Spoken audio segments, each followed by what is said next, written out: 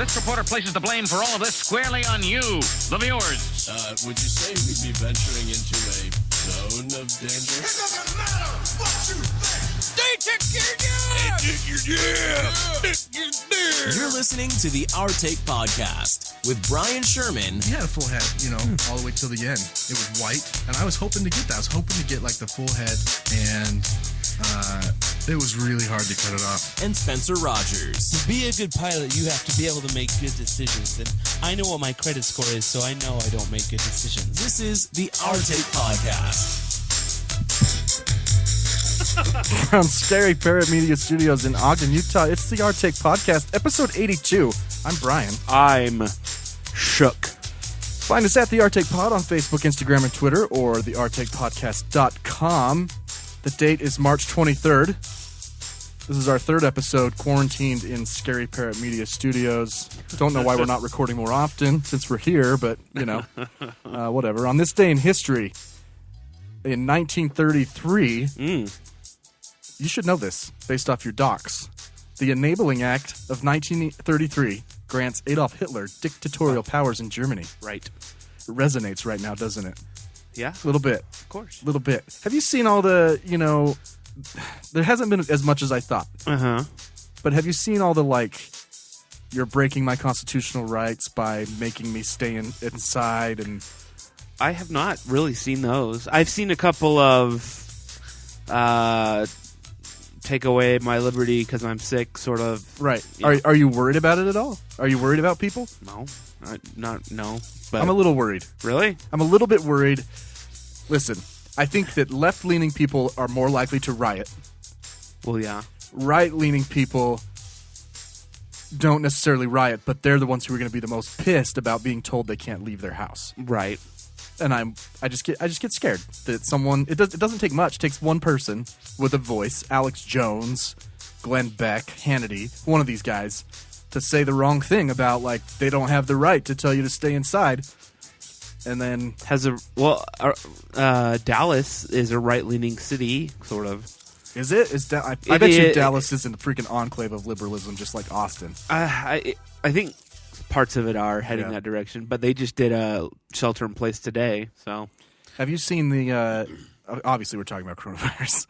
Have you seen the graphs of it shows the healthcare capacity of each state, and then it shows 4 different lines. One is if we do nothing.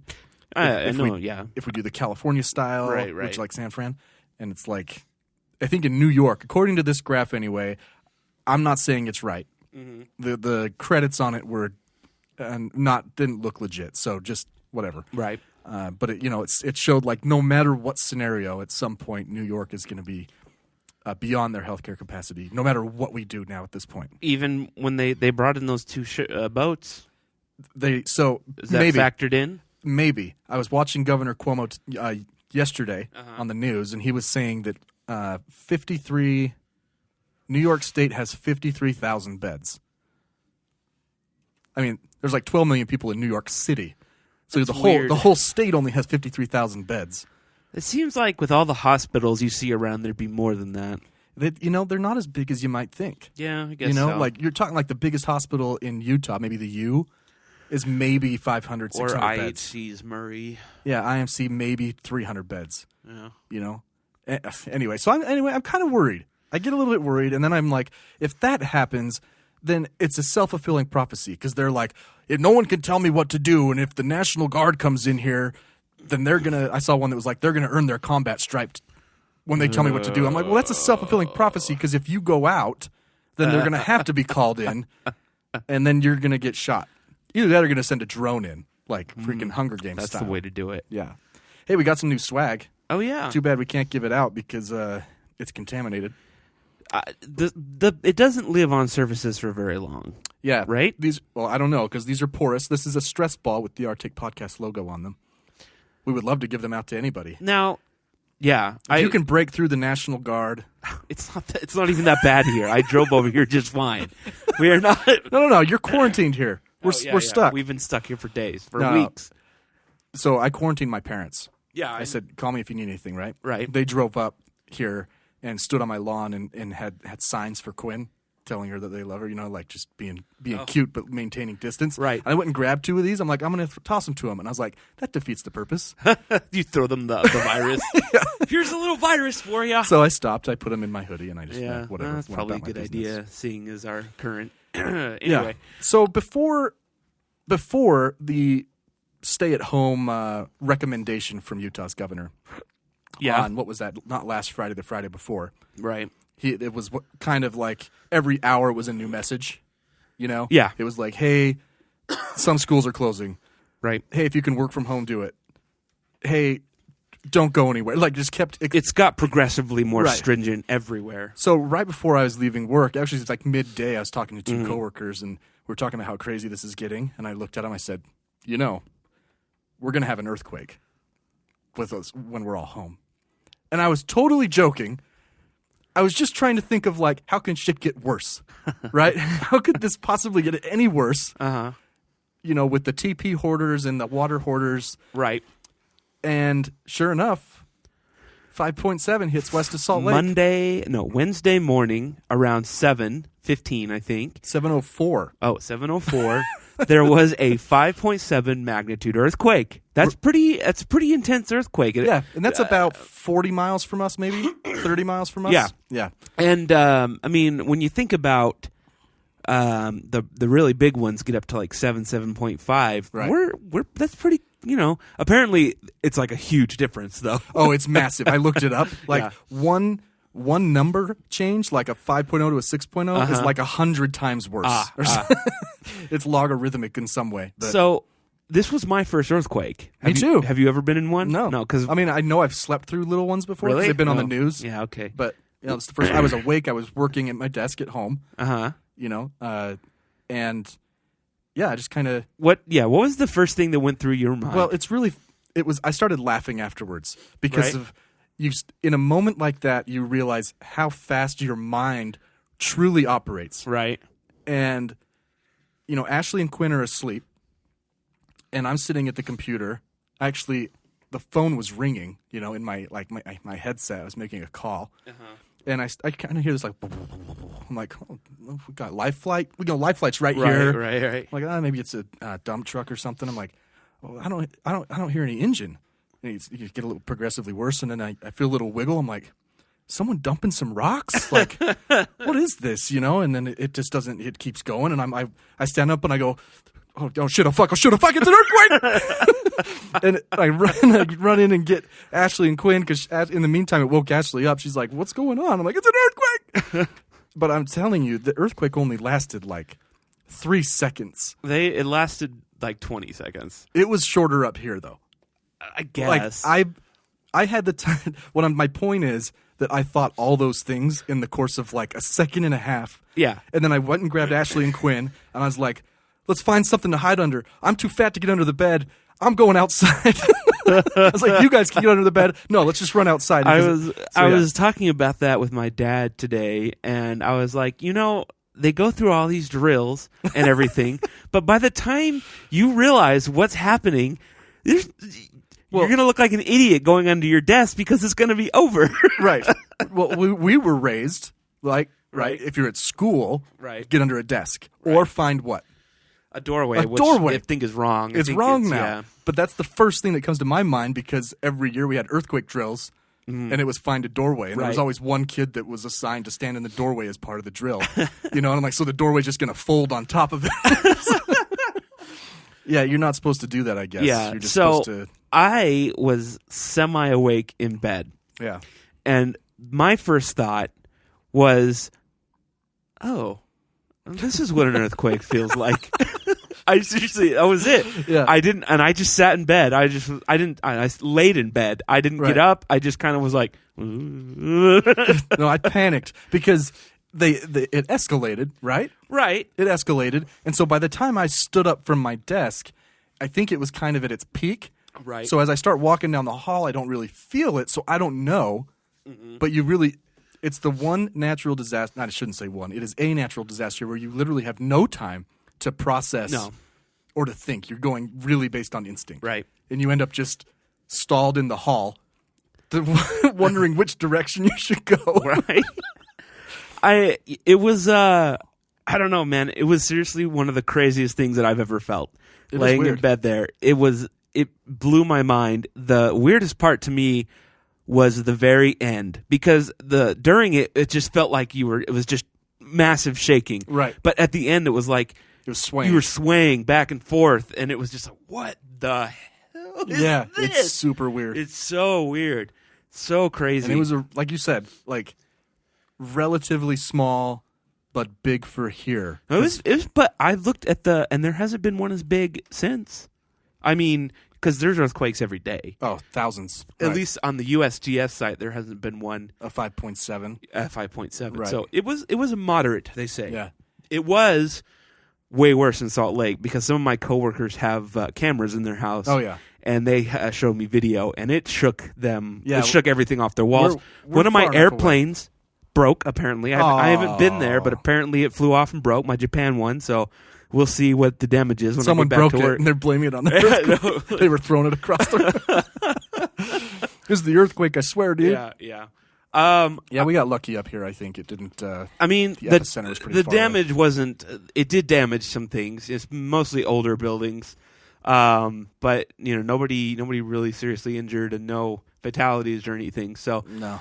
that's good. It did make me wonder what would happen if there was a bigger one. Like, what would be destroyed? And since the bigger buildings didn't seem to have much happen to them, I don't know. I kind of think we might be okay. Yeah, I mean, Moroni's trumpet fell. Oh yeah, Which is pretty Have funny. you seen all the Oh, thousands of memes that have replaced So it? many. The best one is the, what is it called? Breakfast Club. Oh, I didn't see that one. You know how the guy puts his fist in the air at the end? Looks just like it. So, but yeah, I've seen guitar. Yeah. I've seen a Corona. Yeah. Yeah, it's pretty good stuff. the beer, not the virus. Right. Not to be Yeah, but confused. if I'm not mistaken, the Moroni's on like a pendulum. Yeah. So it can rock back and forth. But the trumpet. Well, just there's shook video of it rocking back and Oh, is forth. there? There's Oh. the Chopper 5 was over it when there was an aftershock, and it was like it was after the trumpet fell. But Yeah.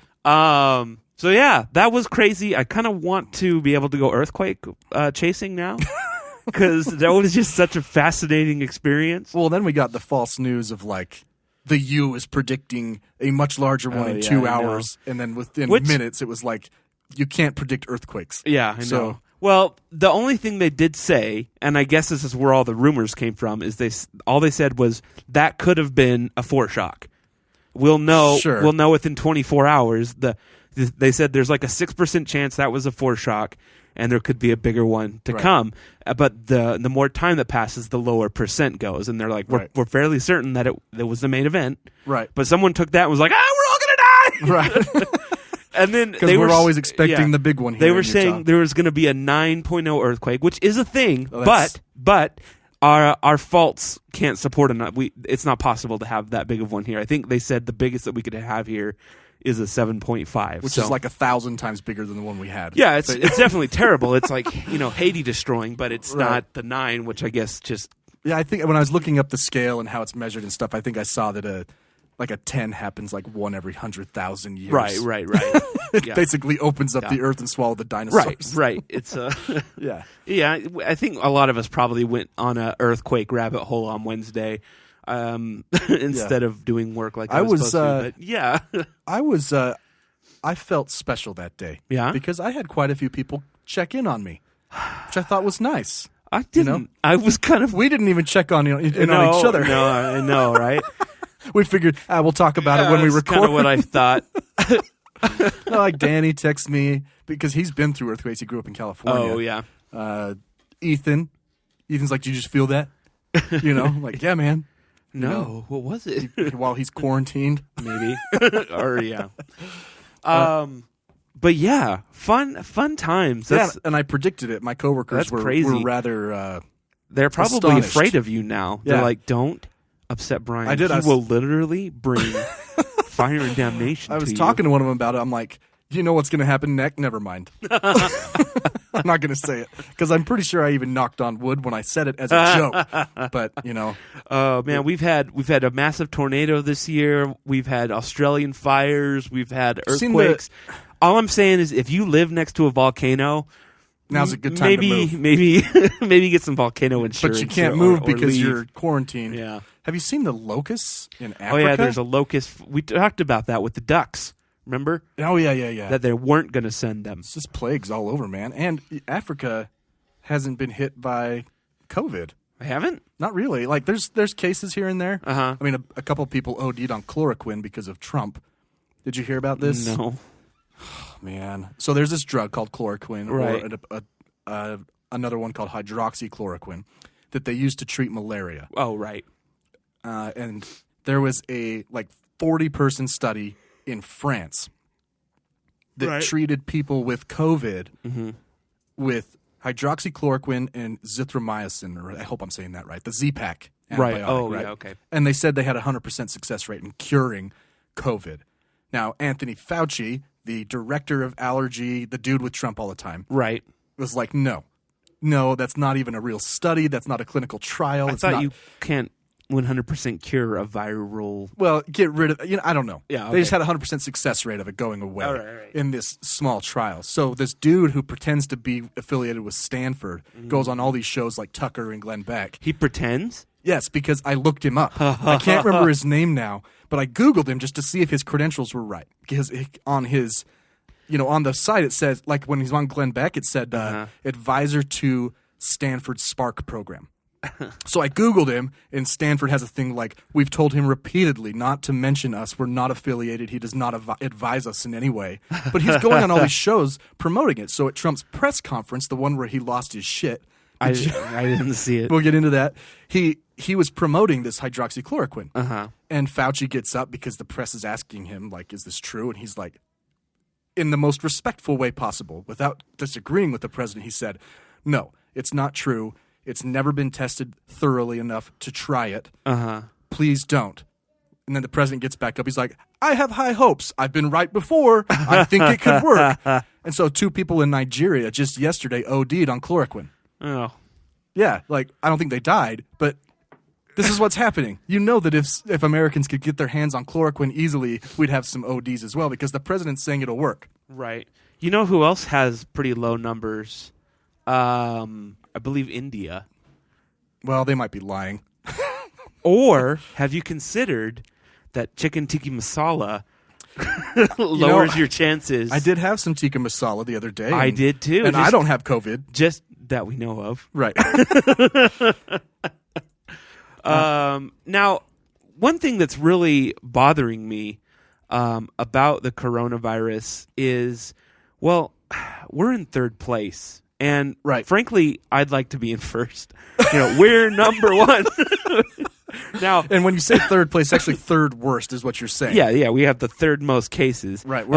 I think yesterday we hit like 9,000. We've been teetering between Spain and U.S. actually all day today. Right. We were 3rd this morning and 4th, and then Spain caught up. I told Ashley, I'm like, there are people processing kits right now. Right. But some of them are off work for the weekend. Yeah. So tomorrow it's just going to be fucking like 15,000, 20,000 new cases. Oh yeah, it's going to be. It's going to be great.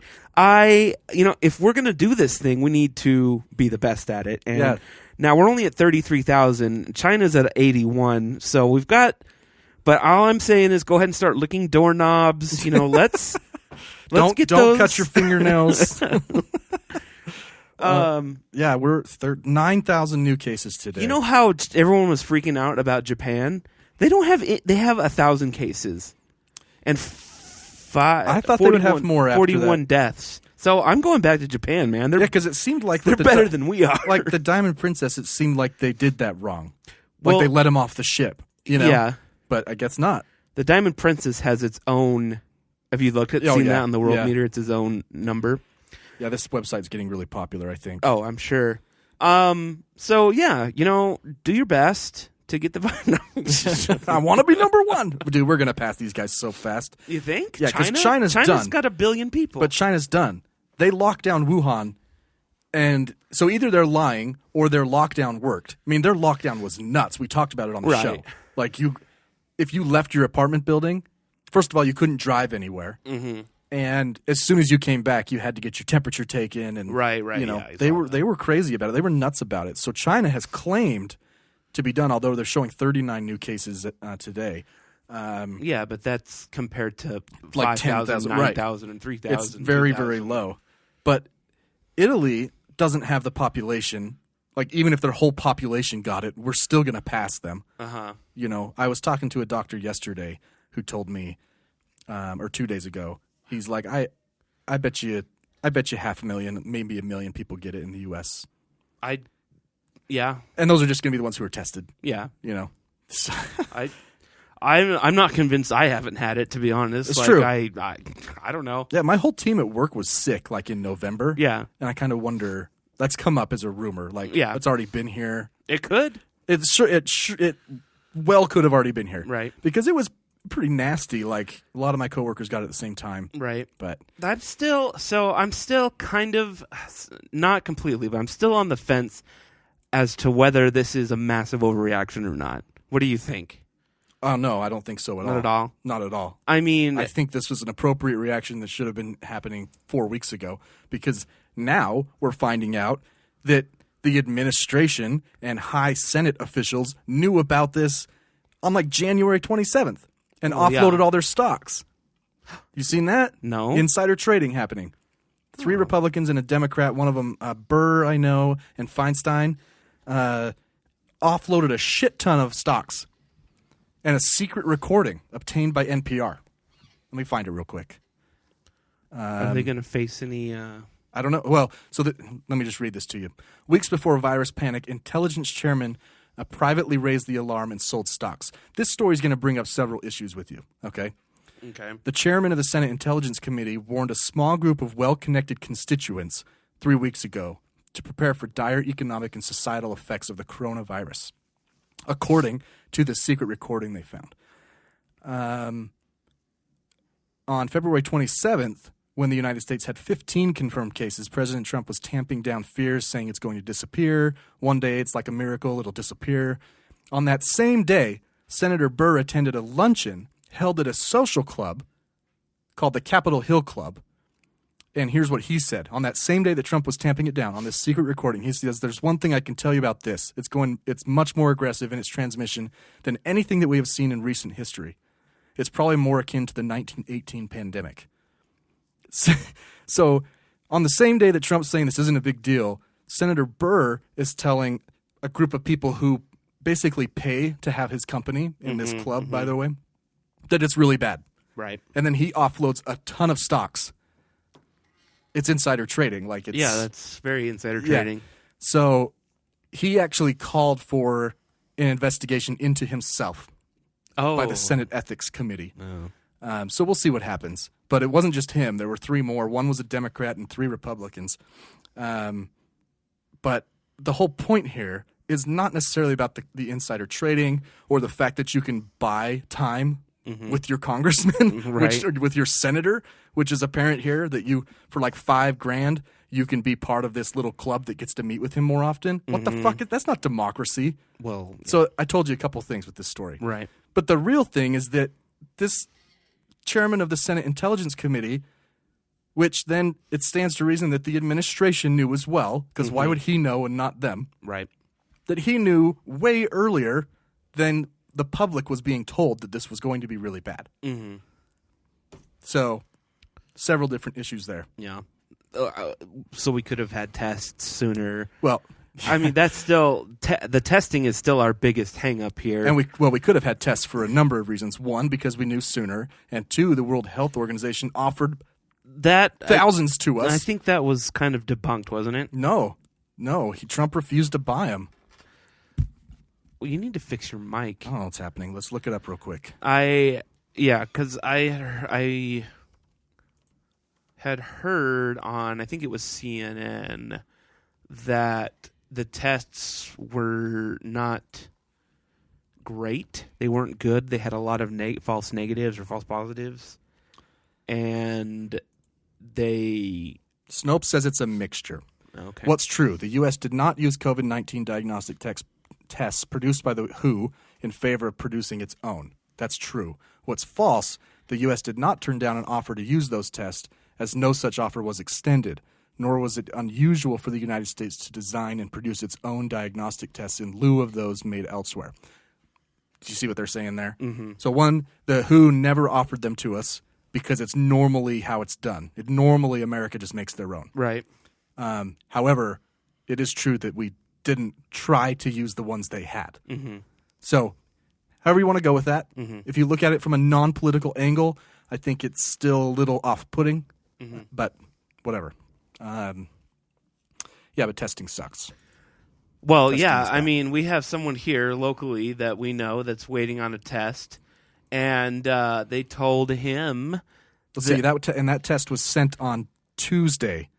yes, Right? yes, it was. Tuesday, whatever the date I think was. his sample was sent because I don't think it was actually a test because they ran out of tests or they didn't have any tests, so Right. they sent his sample They sent his swab. to Burley, Idaho. Yeah, he lives in Ogden, Utah.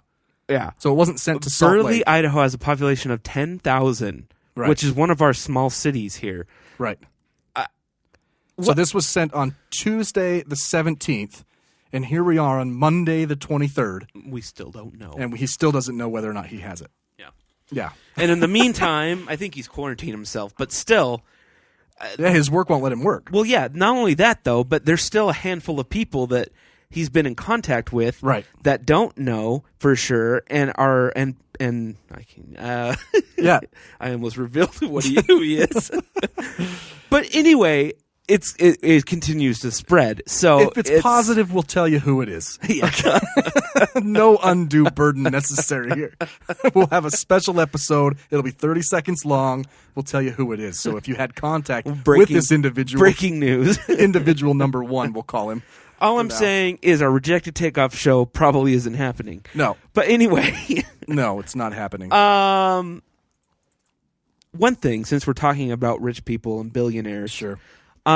I found myself in a weird position this week. I believe it was Monday Yeah. that my mom came up to Ogden to visit my her grandchild, which lives with. Well, I live with them. Let's be honest. Your mom should be quarantined. Yeah, she is for the most part now. Actually, I don't know how old your mom is, so She's 67. yeah, she should probably. Yeah. Wow, she's old. My parents are opening the food truck in the driveway, by the way. Really? Yeah, so online ordering only. Uh, The window will be closed. Your food will be left. So if you're in the Kaysville area, right. today, you can go get a. Can they sign up to have DoorDash? Probably, actually, I'll mention that That's to a them. good They idea. said so. They've set up food Because ordering. DoorDash and Uber Eats are doing free delivery for local establishments. Let me just. So maybe, talk to them about that. I don't know what the process is to get involved with that. But anyway, it's probably just a cut off the top. my mom sorry, my mom came up on Monday and she has a large supply of toilet paper at her house. Okay. And also she's part of the being able to shop early folks. So she's been able to jump on toilet paper. So she gave me 452 sheets of toilet paper. Was that 2 rolls? No. No, it's actually a lot. It's like 24 rolls. Oh wow! Yeah. Look so, at you. I know. So I found myself in this weird position where I'm kind of like, I think I might understand what millionaires and billionaires feel like. Because even though I have all this toilet paper, I want more. I want more toilet paper. I'm going to go out and find more. I'm going to have Yep. I'm going to have all the toilet paper. I'm going to be the toilet paper king. I'm going Right. to be the ruler of toilet paper. And it was like, And if I lend someone 1 roll, they better give me back 2 Right. in 30 days. Right. They got 0 net 30. exactly. Is their terms. It was crazy. And, I felt a little sympathy for the billionaires there. I'm like, it must be rough to want to just keep getting money. It's never enough. It's never Oh. enough. I'll tell you a story about that. But first, Yeah. just to circle back, ricklesfood.net. Okay. On your phone, on the computer, you can order there, Kaysville, Utah.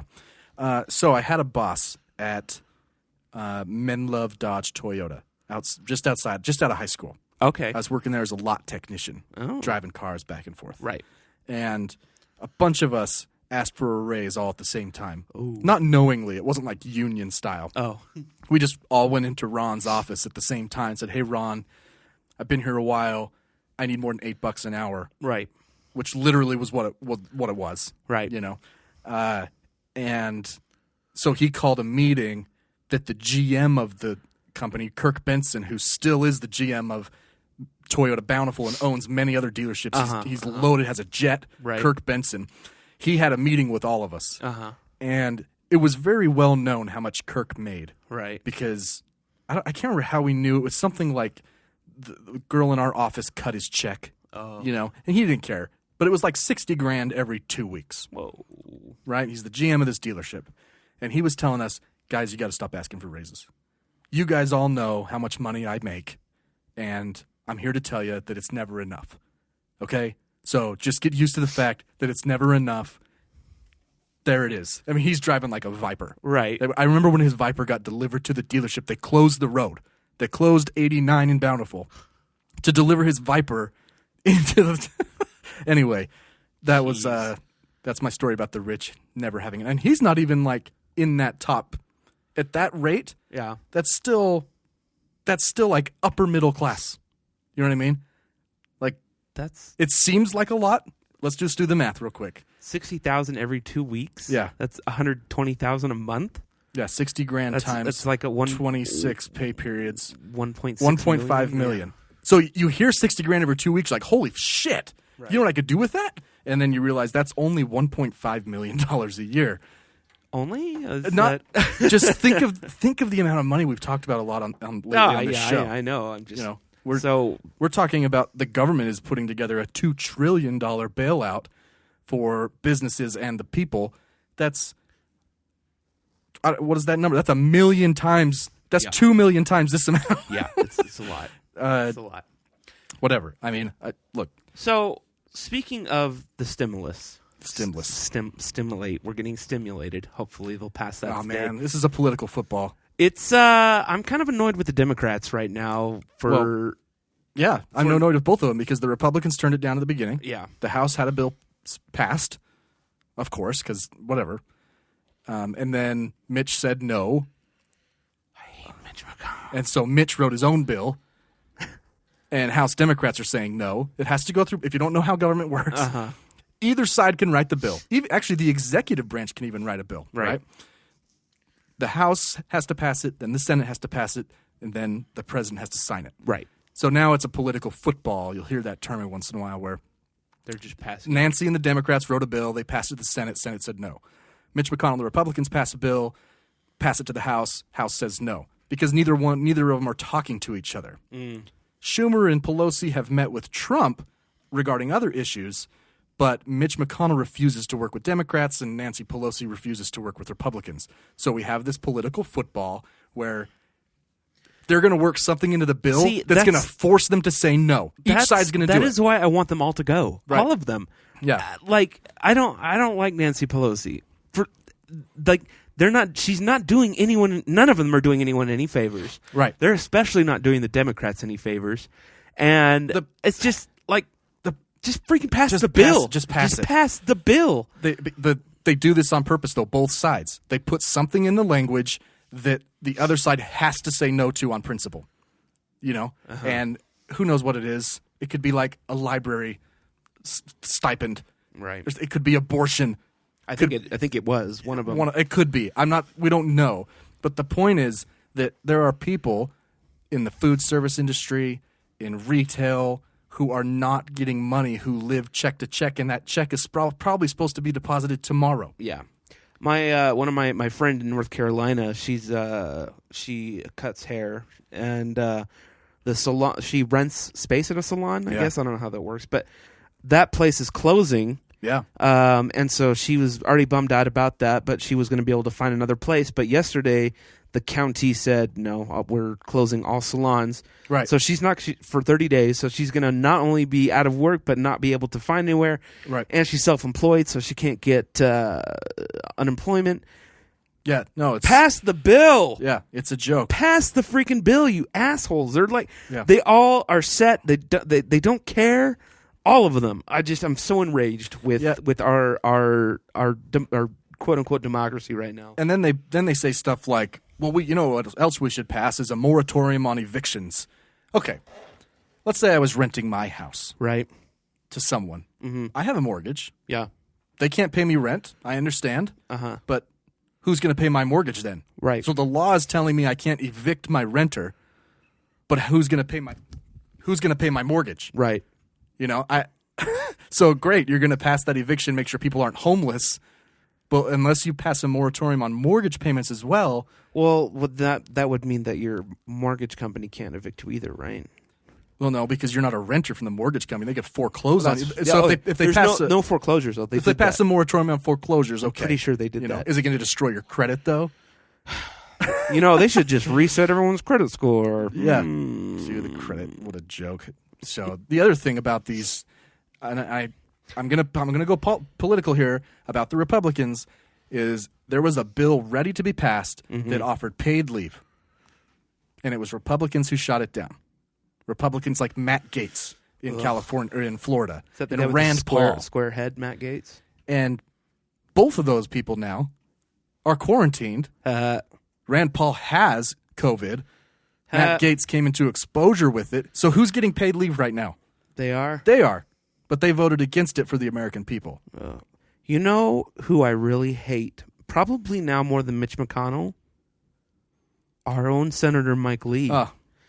He was one of 8. Okay, so they managed to get everyone together. 100 senators. All bipartisan support, which I don't know when the last time that happened. No. It's not been recently. I think there were only like 2 who didn't vote, so call it 98. We had 98 senators ready to pass a bill. Right. And Mike Lee said, no, this Right. is the relief bill. This is the not the stimulus bill, but just the overall free testing and No copay. all that, that stuff. kind of stuff. The Yeah. bill that Trump was ready to sign, had no problems with, and our Senator Mike Lee's like, no, we need to figure out what we need to cut. Right. Like, can we just deal with that later, Mike Lee? No, he's an asshole. I He's got no soul. I will spend whatever I have to do to get him removed Yeah. when he is up, because he has shown himself time and time again to be a terrible person and an idiot and an immature, dumb mother. He's stupid. Right. His whole presentation about what we need to do is have more kids. He is a freaking moron. He's a moron. He's a dumb person. Right. And I don't care if you're Democrat or Republican. I don't care if it's a Republican that replaces him. Right. He has to go. Right. So it's either, on one hand, he's either licking Trump's balls, Right. or he's just going against the grain just for fun. Can I just say something? I've been watching a lot of Trump's. I didn't watch the one where he freaked out, but a lot of the daily. The pressers. And every time he hands it over to Mike Pence, Mike Pence spends like 20 seconds sucking the president's. Oh, dude. President Trump. Yeah. Like, oh my gosh. Every single time. Just get to the point, Mike. We don't need to hear about how the president locked down travel from China He again. does a good enough job promoting himself. It's unbelievable. Just get his wiener out of your mouth and get on with it. We've heard more from Mike Pence, though, and this during the last 3 weeks than we have the entire Ever. administration. Yeah. Yeah, so Trump lost it on Peter something from NBC News. Oh, was it in regards to So go ahead. I'll give you the full story because context matters. Yeah. Trump was being pressed on his positive spin of Oh, that's the situation, right? And some reporters were kind of calling him out, like, why are you being so positive about this? Or the American people aren't being told the truth about how bad this is or could get or is going to be. Mm-hmm. That was the overall tone in the room.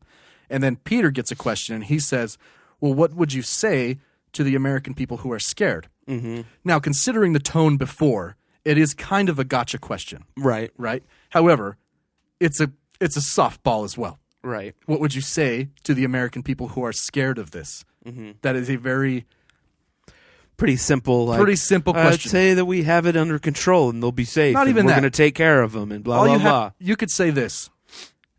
I can tell the American people that no matter what, we're going to get through this together. Right. Next question. That's Right. all he had to say. Right. Instead, he said, I would tell the American people that you are a bad reporter.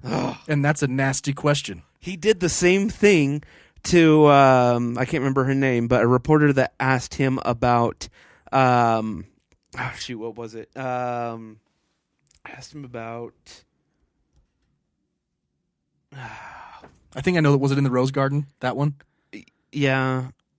I think so. He does it all the time, though, where he calls out. Oh, I fake remember. news. Sorry, it was asked him about disbanding the. Yes, that one. And yeah. he's like, "That's a nasty question." Like, and then he completely, the buck stops here. Right. No, I don't know. You can ask Tony about He that. tried to blame it on Dr. Fauci. Yeah. I'm like, what are you freaking talking about, dude? Right. Take some responsibility. Right. You're the president. Right. Like, even a freaking high school football head coach knows that if they lose the game, it's on him. Even if, you know what, I've seen high school football coaches who the team gets caught smoking pot. And they take responsibility. Yeah, no, they do. You know? So I know BYU's Kalani Satake's done that multiple times. Yeah.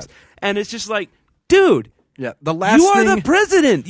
No wonder your companies continue to fail. You don't take any responsibility. And quite frankly, the last thing that the American people need to hear, especially your followers, Mr. Trump, is that that's fake news. Oh, I know. So now they're going to go not social distance. They're going to go buy more ammo, right? Apparently, my brother-in-law went to Sportsman. Apparently, they're out of everything. Yeah, they're selling guns off they're selling the demo guns, basically. Yeah. All the guns are sold out. Ammo's basically sold out. Right. But, yeah, he went off on this guy saying, and he called Comcast Concast and made sure that we all heard it. And there were a couple reporters who stood up for him. One woman asked, at this moment of crisis, is this really the best use of your time to be attacking Peter? And he's like, well, I mean, I call Peter out all the time. I've been working for him for years. Anyway, he lost it. It made John King on CNN. It made him swear. Really? He was like, what a bullshit answer. On air? On air, yeah. It's the second time I've heard bullshit on CNN lately. Anderson Cooper said it to Blagojevich. No, you can say that on cable. You can say it on cable news. They just try not to. Yeah. They can pretty much say whatever they want, but they just try not to because they're news. Yeah. But yeah, Anderson lost it on Blagojevich a few weeks ago. Man, you know what else this reminded me of? Well, it didn't remind me of. I was listening to NPR yesterday, and they were talking about what a mess Katrina was. Oh, right. And it took like 5 days to get food to the convention center, 3 days to get water to the Superdome. Like, right. We're so fucked. Like, I got thinking about that, and that was one city, man. And the scapegoating that took place, the racism, like, just be safe, people. But yeah. So overall, what do you think about Trump's administration's response now? We know that he dropped the ball, or whatever in the beginning. Like in the last 3 days. Let's say this week. This week has been like, it's been kind of crazy since the Jazz incident, right? Since Rudy ruined everything. Since he got it, the world fell apart. Right. Like, he is responsible for destroying the United States. I choose to take the positive angle, which is Rudy brought light to a situation that needed to be brought from the shadows. Right. Here's the deal: if you want some real clarity and a little bit of not necessarily hope, but just this is what's going on. Right. Go to the press conferences and scroll through until you find Dr. Fauci talking. Yeah, that's true. If you want, that's the guy to listen to. Not only is he thorough and it makes sense, he says it in a way that's calm, so you're not given a false sense of hope, but you understand what's going on. Right. Trump will just lie to you. Well, I mean, he's had a few decent moments. I believe it was Tuesday's conference that I watched, and after, even CNN was kind of patting his back, which is weird because normally they're like, his breathing was off, his eyes twitched, his hair was out of place. That press conference where he lost it would have been just fine if it wasn't for that one response, right, and for Mike Pompeo. Because Mike Pompeo was in the room. I feel like he gets Trump all riled up because he's an asshole. Mike Pompeo is an asshole. Right. That guy is the face of diplomacy for the United States, and he is such an asshole. Every time he referred to China, talking about getting news from China, this is what China's telling us, he would refer to them as the Communist Party of China.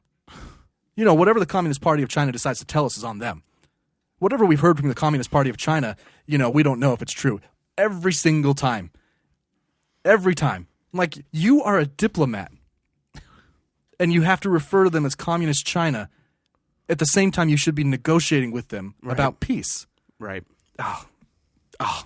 So, my point is, from the administration, I never want to hear from Mike Pompeo again regarding this issue, but I will listen to Dr. Fauci and the other doctor that's with him, the coordinator of the response, the woman. Oh, yeah. I can't remember her name. Yeah. Dang it.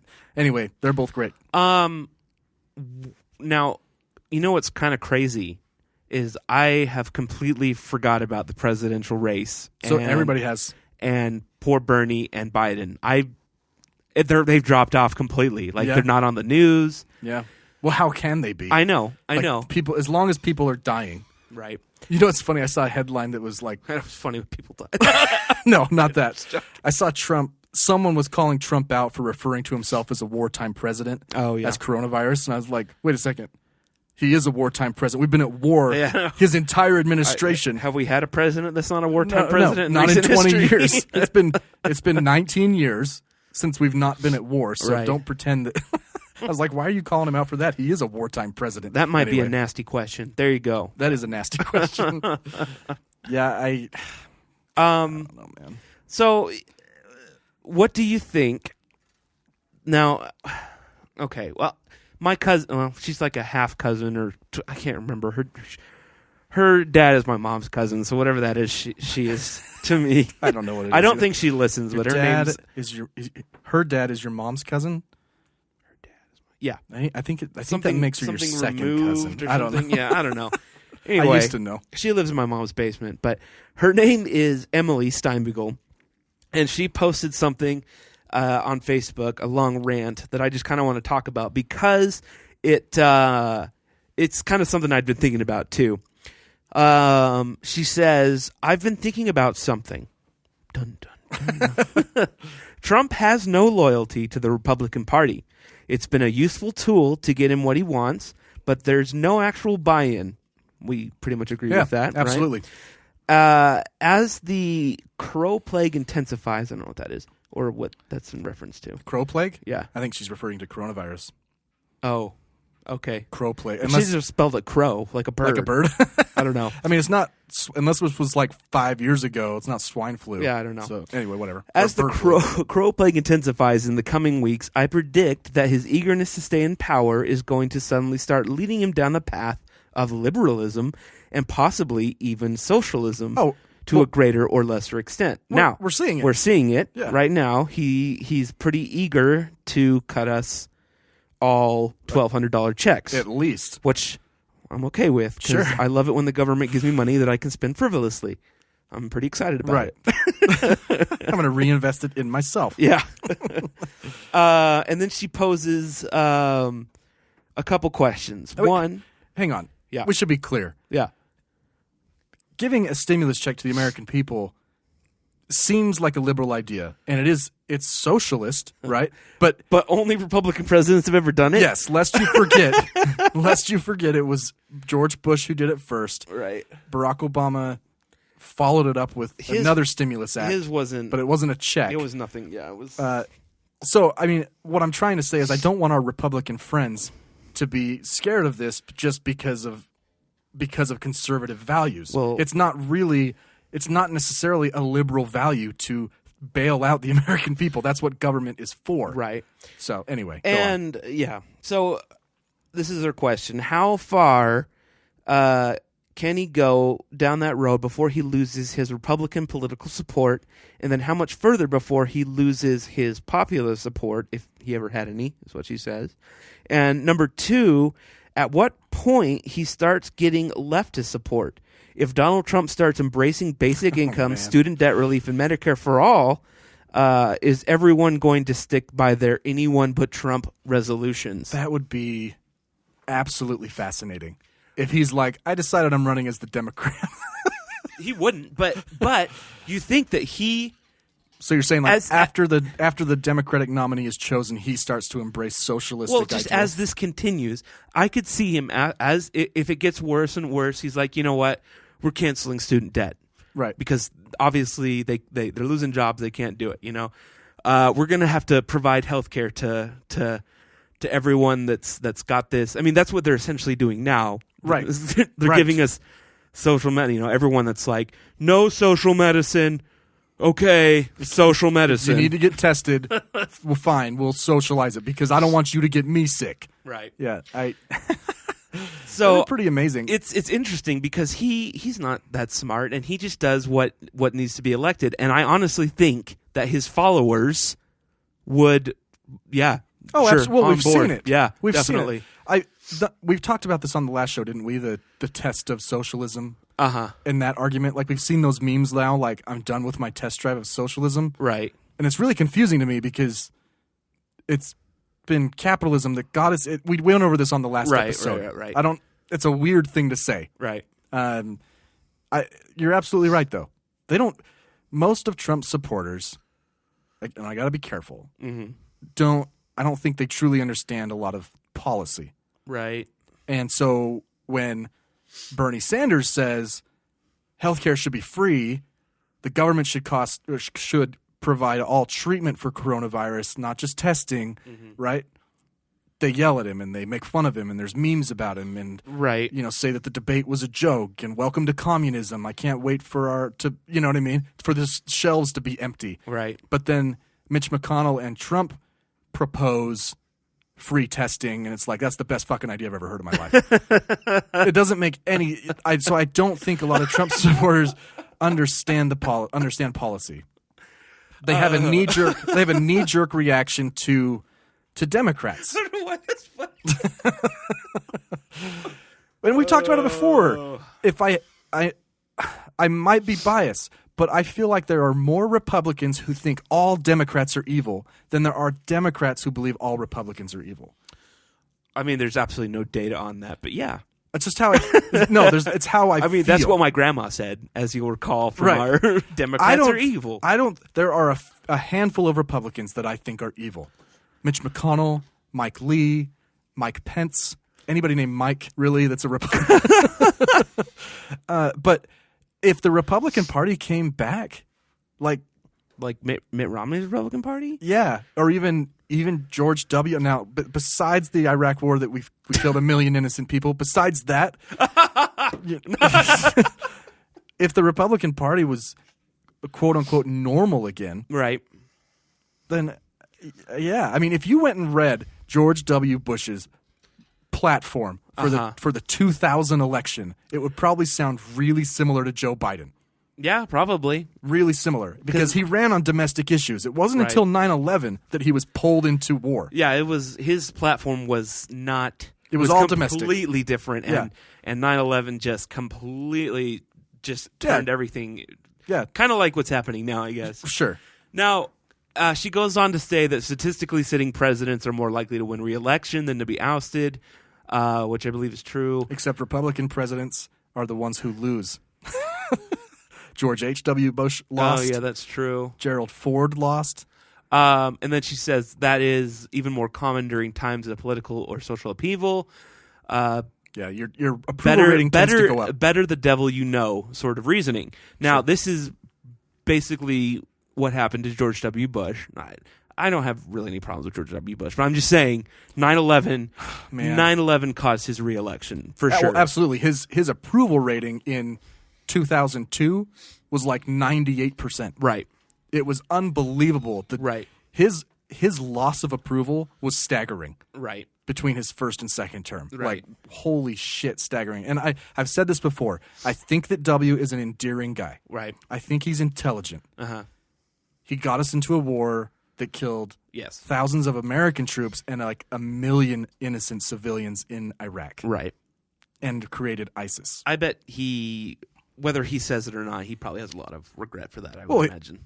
We've seen it. He's doing those paintings of fallen soldiers. Right. You know, if you don't know that, he's painting portraits of soldiers who have died in the wars that he started. Right.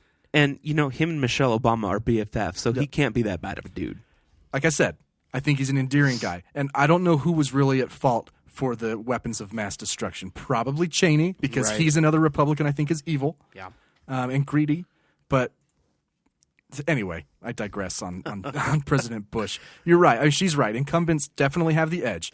During a crisis, usually a president's approval rating goes way, way up. 9/11 is a great example. And my point is, I guess, is this Trump's 9/11? Because it kind of feels like it. It could be. We're really, really close to the election. Yeah. Really close. And no one's talking about it. And he's flubbing it. Like Bush's response to 9/11 was fucking nominal. Yeah. Like, remember when he went to Ground Zero and gave an impromptu speech with a freaking megaphone? Yeah. It brings tears to my eyes thinking about it. Yeah. His response that night of 9/11 was nothing short of beautiful. And the attack into Afghanistan with such force of like, oh my gosh, you know, it was modeled after his dad, right? That he did in Desert Storm. George Bush didn't flub 9/11 until Iraq, which is when he lost approval. That's true. President Trump has flubbed this from the beginning, and he keeps doing it in every press conference. Now, this is my. I put this on the rundown. Stimulus. Talk about buying the election. Yeah. What do you think? Because he's going to give a lot of people $1,200, maybe twice or more. Yeah. Or more. I mean, it went from $1 trillion to $2 trillion overnight. Right. The stimulus did. Right. And so there's going to be a lot of middle of the road people that are like, cool. He took care of us. Sure. To give us money. You know, even though it was Mitt Romney's idea, but yeah. I mean, it's all going to be. You know what I think? It's going to be about spin.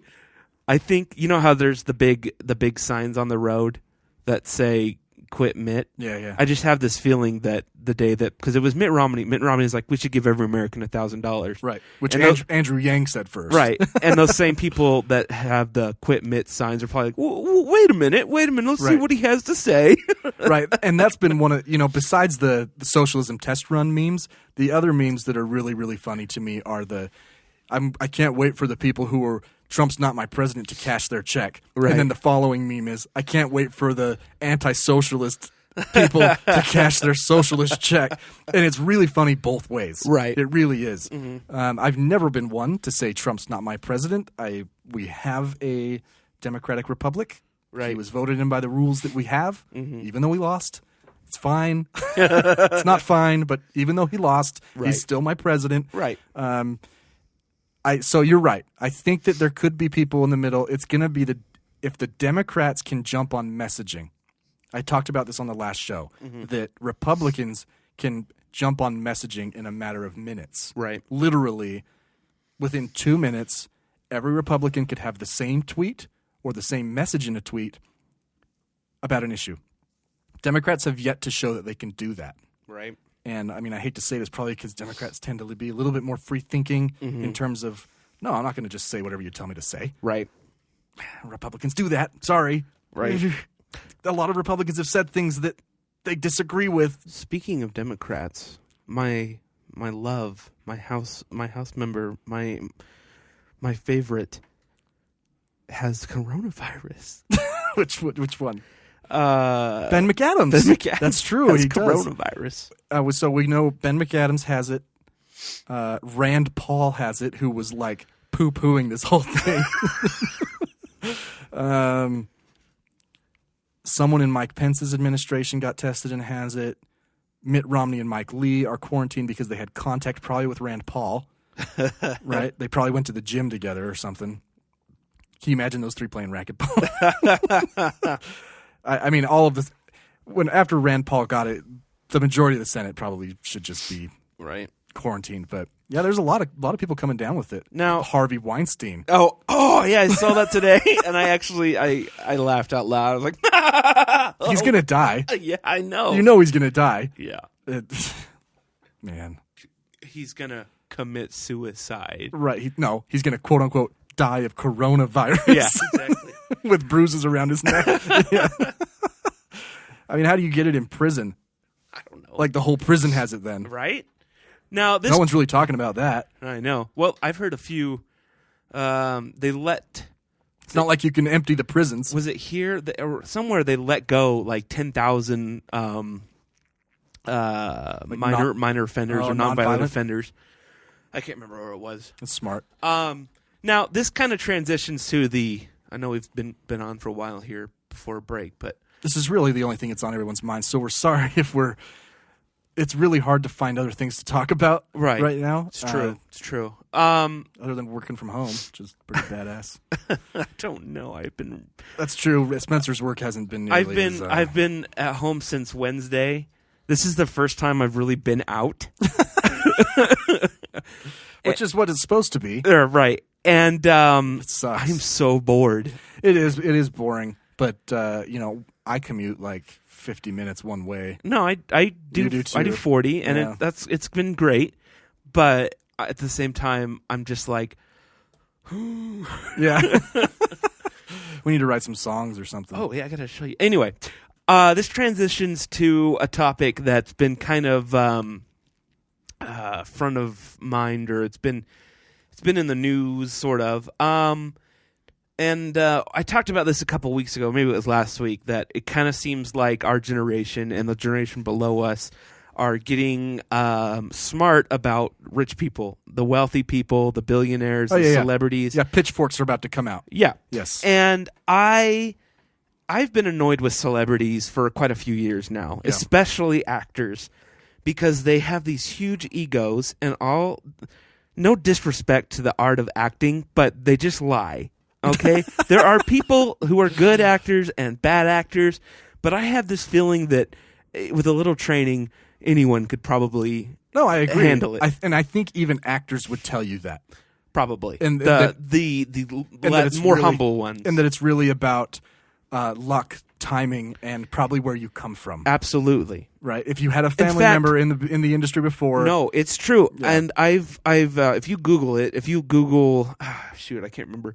But there's a article I pulled up that shows a ton of celebrities, like actors who had to weigh in. Yeah. Yeah. And you would be shocked Right.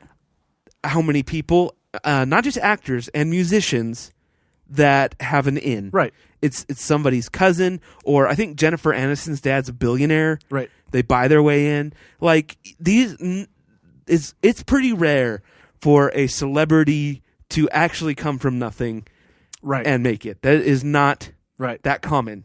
It really isn't. Yeah, and in terms as far as entertainers go, was it you and I that were talking about? It was Ethan talking about that he didn't really like Joe Biden because he thought he was arrogant. Yeah. And I said, anyone running for any public office has has a bit of arrogance. For sure. And I think the same thing goes for entertainers, especially actors. If you're not confident as an actor, No, I think they all have red personalities. They're all Right. probably extremely volatile and hard to work with, and because it's embarrassing. yeah. It's embarrassing to act. Yeah. Right? You're pretending to be someone else, and then you have a director telling you, I don't like the way you just did that. Right. I don't like the character you invented. That's when you have freakouts like Christian Bale, where he's trying his hardest to act the right way. So now, I don't know if you remember the Golden Globes, the Ricky Gervais Yeah. freak out. After that, I think it was Tina Fey and what's her name? Amy Poehler. That came up to present, and they had these looks on their faces like, oh no, what we do isn't important at all. No, yeah. We're not important.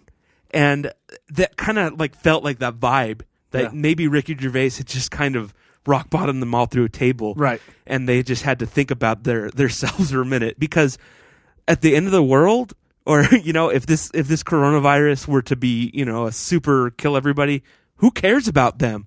F them. Well, they're a Now- self-perpetuating industry. Right. They use the money they make to make the glam. Right. Yeah. Now, the reason I bring all this up is because there have been a number of people who are complaining on social media and various other places about all these actors and athletes that have been tested for the coronavirus. Oh yeah. And I posed the question on Facebook before I saw it on the rundown. Right, that's right. There's been all these people that have been tested without symptoms. Now, on the last episode, I talked about my ordeal of being tested and how it was a complete pain, took up half my day, and I didn't end up getting tested because I didn't meet the qualifications. So therefore, because I said that I couldn't tell if I had a fever, that disqualified me. Right. Because apparently, I don't know. I didn't have access to thermometer. So I could have had it, but they were like, no, you don't have a thermometer, so you don't have it. We have our friend who is having a similar issue. Luckily, he is able to get tested, but it's been a pain here. Right. And do you think Idris Elba really needed to be tested, or did he just pay a lot? Or there's multiple things to talk about here. Right. For one thing, just because someone of note finds out they're positive or negative, why do we need to know about it? That's another question that I've seen. Like Idris Elba goes to the doctor, Right. finds out he has it. What does his agent tell why? I don't know. I will say that when Tom Hanks got it, I think that made it more real for a lot of people. Sure. And that could be the logic behind it is these people, these faces, these characters that have the virus. Maybe I should pay more attention to it. I hate celebrities to begin with, so their word or their comments, the majority of them are uneducated. So it's if Idris gets it, then I certainly could get it. Is your point? Yeah, essentially. So they're using their platform to say how easy it is to get. Right. Sure, there might be a bit of altruism in their coming out with the fact that they have it. Right. But the point of the article that I posted that we saw that it's raising concerns of inequality is whether or not these people are being put to the front of the line either because they're a person of note or because they have money. And the answer to that question is definitely yes. Yeah. There are people that make sense. It makes sense to get the president's results in hours. Right. As fast as we possibly can. Yeah, that's it made sense for the basketball players in a stadium with 20,000 people and multiple stadiums. It made sense for them to get tested. What about the Nets afterwards, though? After the NBA had already closed? Kevin Durant hasn't played the whole season. Right. Why did he get tested?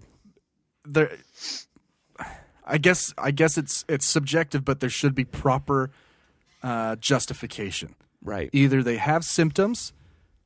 Actually, it should just be if they have symptoms, because even if you knew that you came in contact with someone, they wouldn't test you unless you had symptoms, right?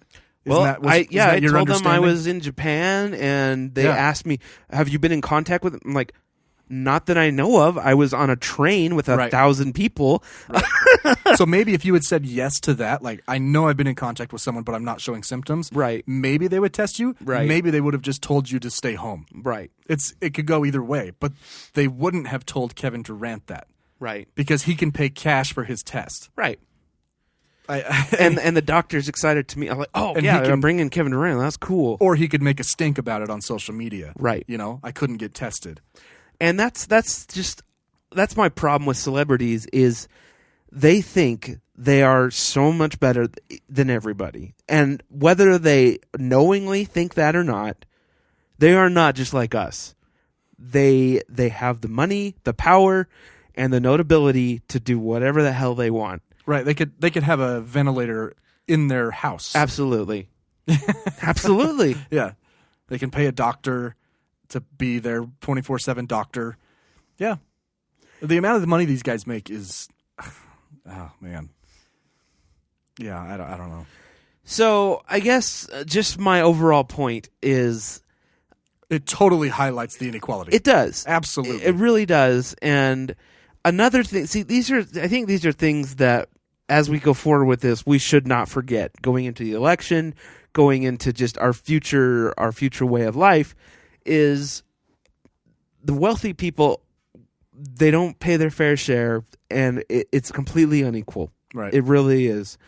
They're going to get the better treatment. They're going to get the absolutely. more accurate tests. In our system, in our healthcare system, their deductible is nothing. And even if they had a deductible, it would, of $1 million, it would be nothing. These guys don't have insurance. They would get the best doctors. Anyway, what would be the point of paying for insurance if you were worth $70 million? Oh, I don't know. They just pay for the best doctors. Right. What's the point? And when people go bankrupt from medical bills, right, it's over maybe $100,000 or $200,000. Right. Something that, right, it's nothing to these guys. Right. So, I mean, that's something we shouldn't forget. Also, let's see, what else did I put down? Oh, social medicine. Yeah. This has shown the folly of our system and how much better these other countries have been able to adapt.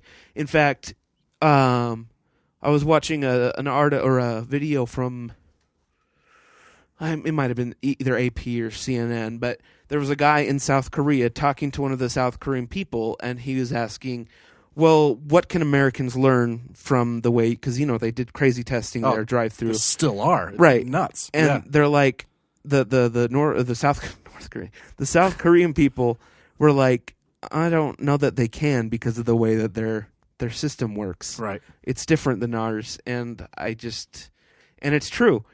The social medicine makes it where you just go get checked, go get treated, and you don't have to worry about a stimulus check coming, right? Because you just got wiped out for medical bills, right?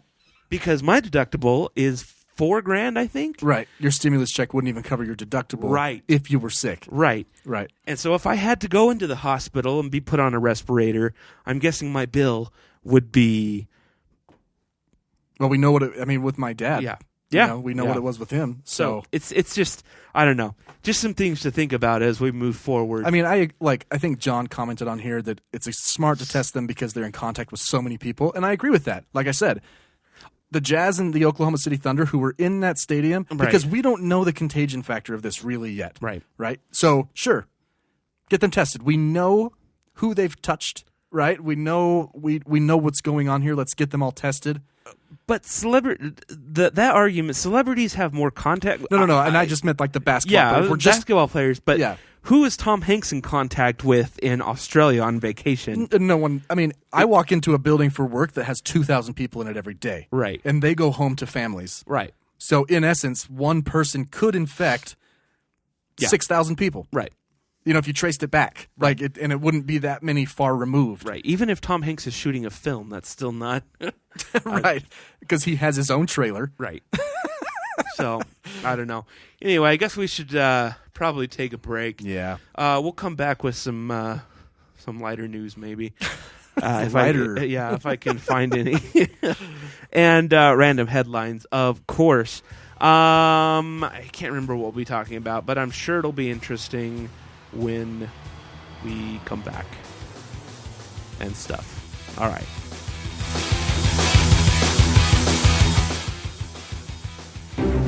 Stevie, thanks for coming with us to California, even though you have a wife, and if she looks at literally any other man, you're donezo. Here's the plan. We're going to drop into Silicon Valley, suck up their tech bucks, and get out before they realize we've clogged all 70 toilets in their mega mansion. The fundraiser will be attended by these three men, Elon Musk, Mark Zuckerberg, and Jeff Bezos. Knew it. Gentlemen, make your peace with God. The mission? Operation Take the Money from the Money People, and then we'll be the ones who have the money.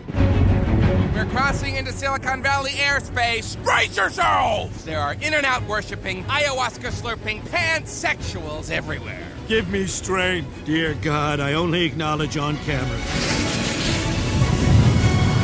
Welcome to hell.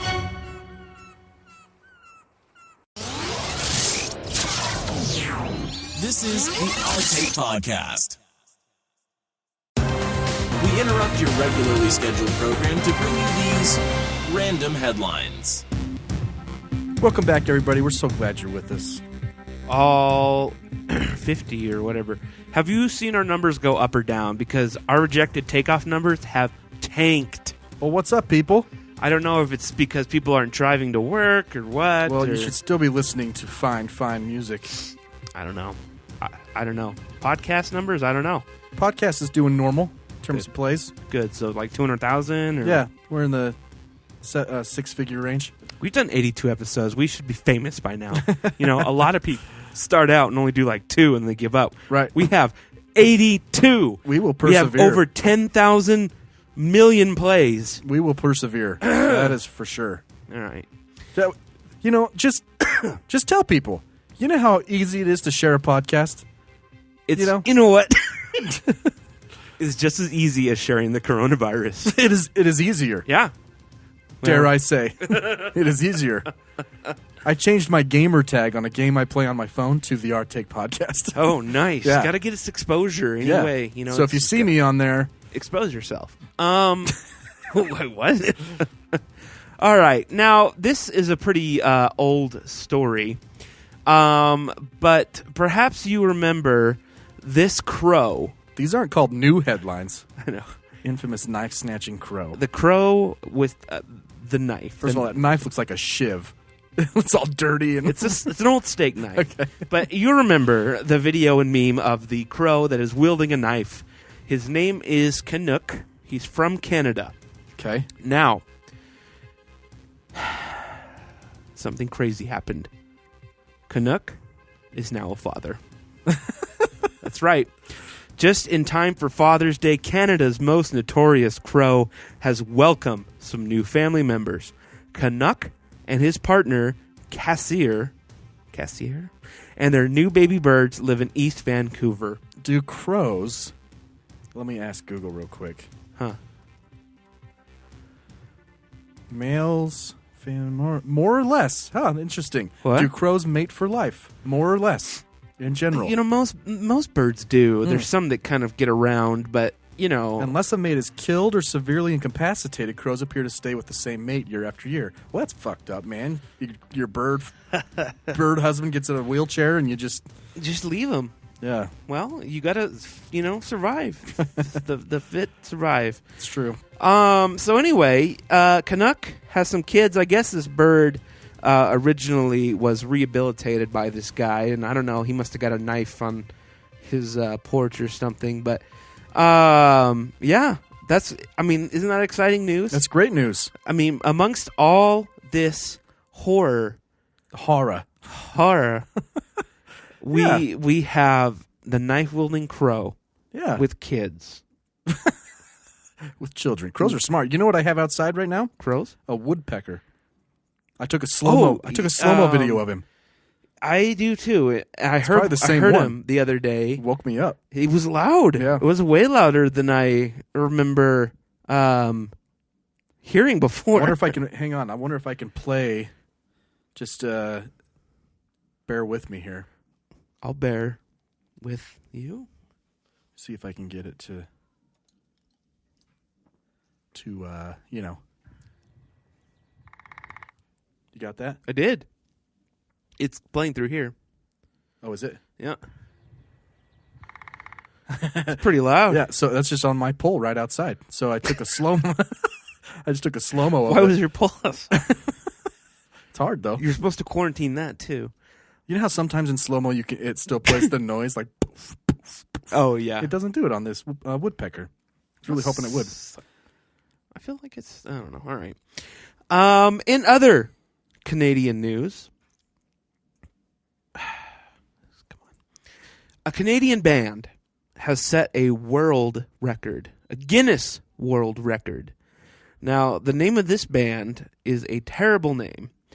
I've never heard of them. Have you ever heard of the Shaft Bottom Boys? No. The Shaft Bottom Boys. That's a great name. It's a great name.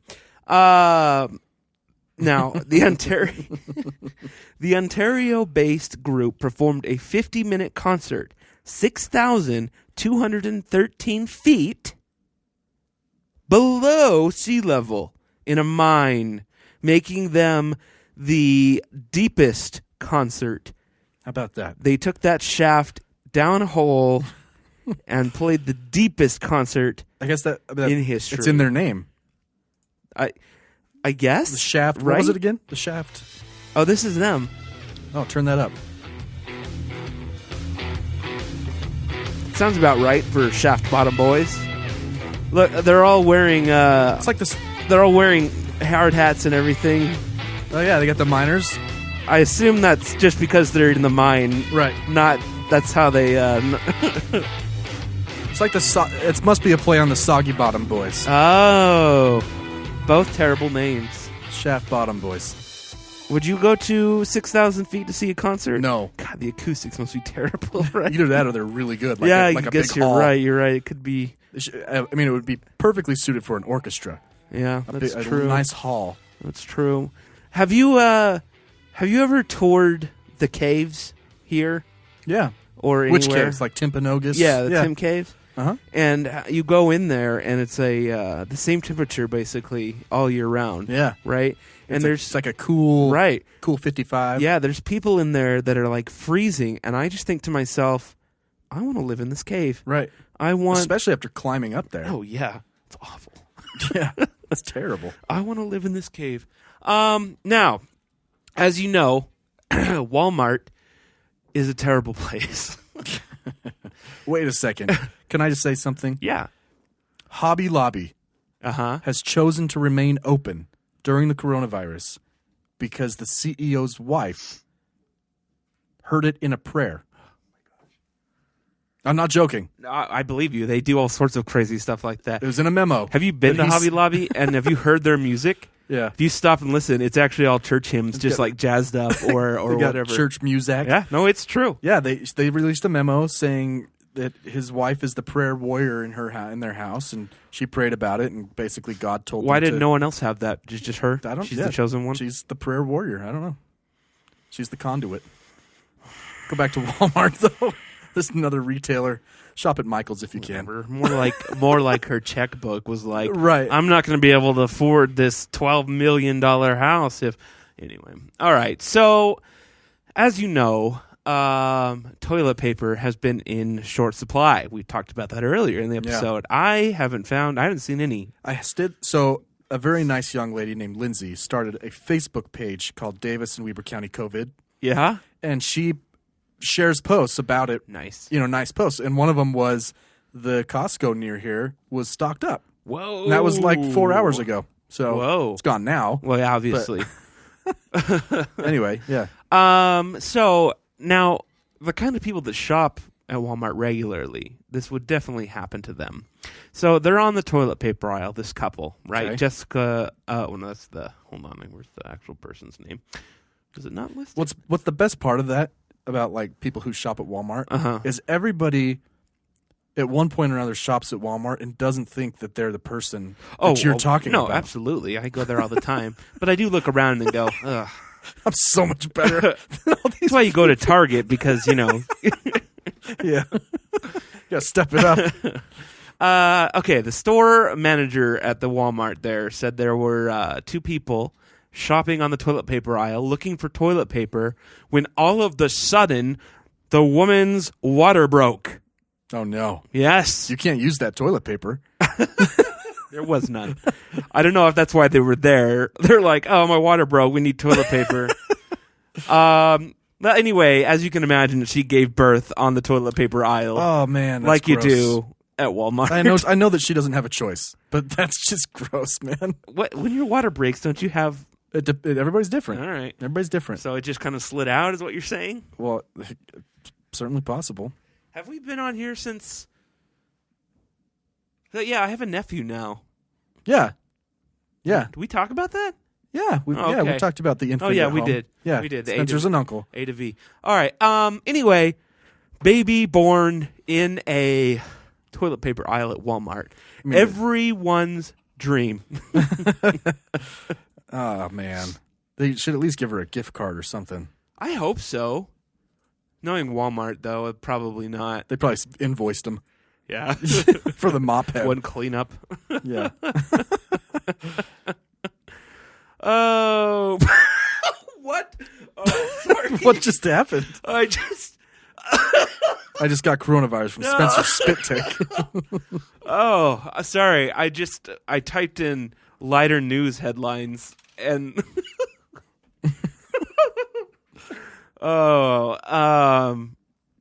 okay. Uranus takes a pounding more frequently than thought. Oh, come on. Are you serious? You got to screen grab that. It's just a site full of Oh, okay. It's a site full of funny headlines. Yeah. Okay, so it's not it wasn't an organic find. No. Oh, man. Wow. Wow. That's good stuff. Sorry, I was hoping to find it's pronounced Uranus. Uranus. On Futurama,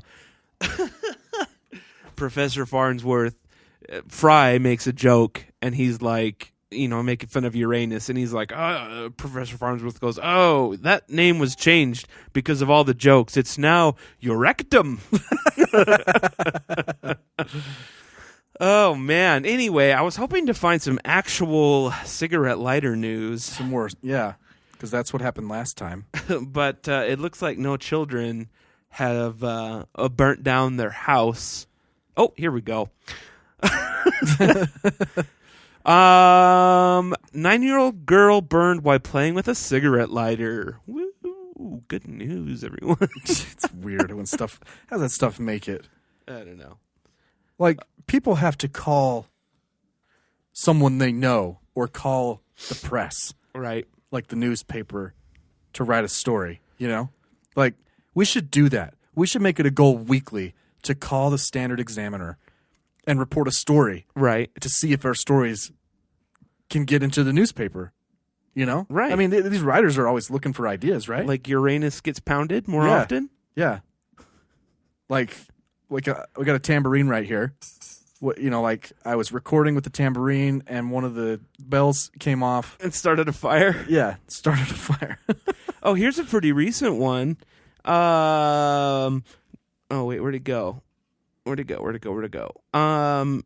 Man tries to blow up a vehicle near Pentagon with a lighter. Oh, my gosh. You have a bomb. Yeah. Actually, I think McVeigh started his with a lighter, didn't he? Probably. You ever watch that? Yeah. Yeah. I have. He was He inspired. ran like 3 blocks away. He was inspired by Waco, right? Well, Waco pushed him over the edge. Right. He was already kind of... Did I tell you I watched a documentary about the Unabomber? I started it. Yeah, it's pretty good. Yeah. I didn't realize it was such a long... Yeah, it's like 10 episodes. No. Oh. Like the amount of time. Oh, yeah, He did it yeah. for like 15 or 20. It was a long time. Yeah. Until he finally got caught. Yeah, he was terrorizing the nation. Yeah, it's crazy how he got caught, too. It wasn't his brother? Yeah, his brother, he didn't want to. His brother was like... Because he read the manifesto. Right. And he was like... His wife was actually the one that like, that's your brother. And he's like, no. And then he read some of the letters that... he was an that incredibly... he sent to him. Like, incredibly eloquent man. Who? The Unabomber. Oh, yeah. He was really smart. He had a PhD, I believe. From MIT? Yeah. That maybe. Yeah, he had a PhD, but I can't remember Well, from he where. taught at Berkeley. So anyway. Real quick, before we go, I want to talk about the coronavirus. Let's just circle back. Yeah.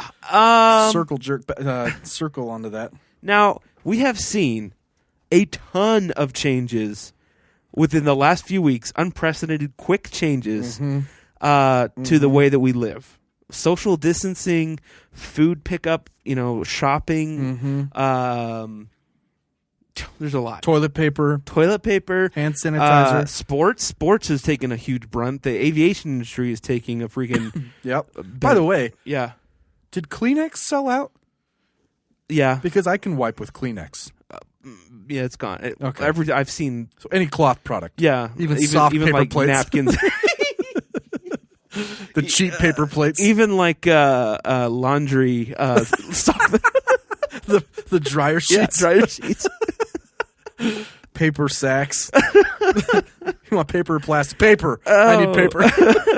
I think there was a newspaper. Did we talk about that? Yeah, that printed the extra pages. Extra pages for people. I think it was in Australia. Yeah, I really want to wipe with newspaper. But anyway, I think this whole thing, well, we talked about this. Big bidet, man. Well, and a bunch of people started to try to return their water and toilet paper to Costco, and Costco said no. Yeah, no. Good. Yeah. You know what they should do? If they walked in to return it, the dude at the door should be like, let me see your Costco card.